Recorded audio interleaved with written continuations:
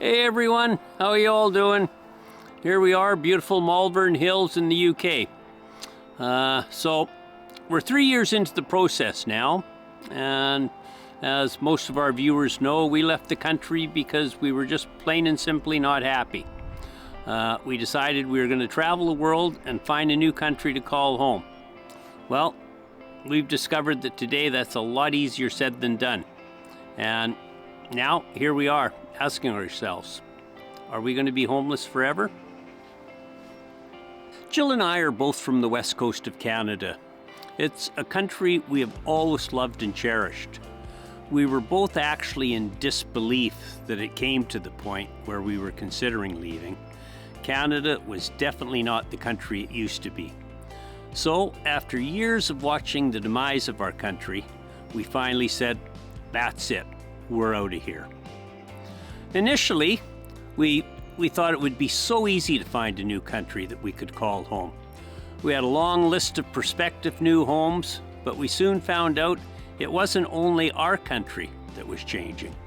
So, what the hell exactly is going on in this world? Well, the way we see it, our first big problem is our planet is totally overpopulated. In fact, we have now passed 8 billion and quickly growing. Which creates our next problem. Everyone and anyone is on the move. It doesn't matter whether you're rich or poor, young or old. Everyone seems to be in search of greener pastures. We are currently in the UK right now and personally witnessing the huge protests and rioting that's going on. This has been brought on by mass immigration. It appears that the people have had enough. These problems are not just unique to the UK. There is mass immigration to most developed countries throughout the world, and this is creating some serious problems. Before we carry on, we want to make one thing very clear. Randy and I are both pro-immigration. Actually, my parents immigrated from the UK to Canada, looking for a better life. What we are questioning is the way it is being done. Countries throughout the world are subject to mass immigration at levels never witnessed before. And what about all the illegals storming the borders? This has never happened in the past. What has changed? We question all of you, our viewers. Is it a crime to welcome only people who make your country better? And what about doing it legally? A lot of our new immigrants are even speaking out now.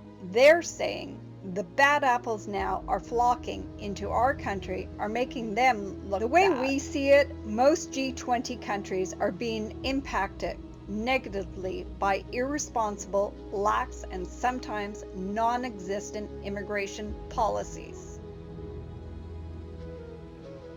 In Canada, our own country, everyone is struggling to buy a home, and now even just to rent a home.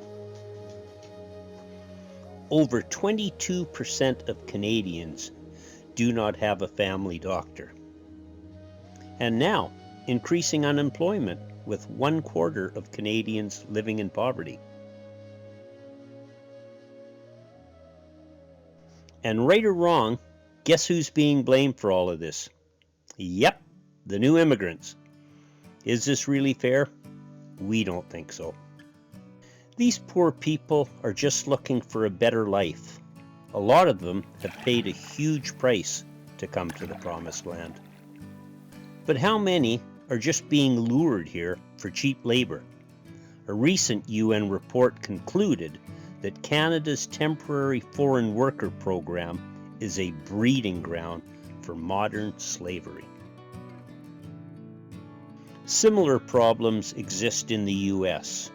Oh my God, just look at their southern border. What a disaster. And we could go on and on. country after country. The problems in our first world countries are now everyday news, but there is a lesser reported spin-off effect. And that is people like us and millions of others who are leaving with their wealth. Every day, more and more are saying, enough is enough. And now we have all of us invading these lesser developed countries. And that creates a whole new set of problems. We are personally witnessing it in almost every country we visit. Locals being priced out of their own neighborhoods, mass gentrification of community after community. And then there's the lack of understanding and sensitivity, and sometimes total disregard for the culture and customs of the locals. And that in turn creates more angry, unhappy people. Jill and I, we've always worked hard and followed the rules. All we ever really wanted was to spend our retirement in a happy, healthy community. And we just can't seem to find it. You would have to be blind to see our current immigration policies are not working. And rather than changing things, our world leaders seem to be doubling down. Why is that? It makes us ask the question, exactly who's profiting from all of this? I certainly know it isn't us, the taxpayers. So what do you think? Who are the big winners in this game? But now, even with fear of being labeled racist, people are finally speaking out. So, what do you think, folks? Are we going to see change? Is the pendulum finally swinging the other direction? And will we be able to fix the problems? And what about Jill and I? Are we ever going to find a new country where people get along to call home? Well, stay tuned. We haven't given up yet. In the balance of 2024, we're going to be exploring Southern Europe, and then we've got 3 months in Australia. And as always, please remember to subscribe, like, and share. And you can also find us on Facebook, Instagram, and LinkedIn. See you all later.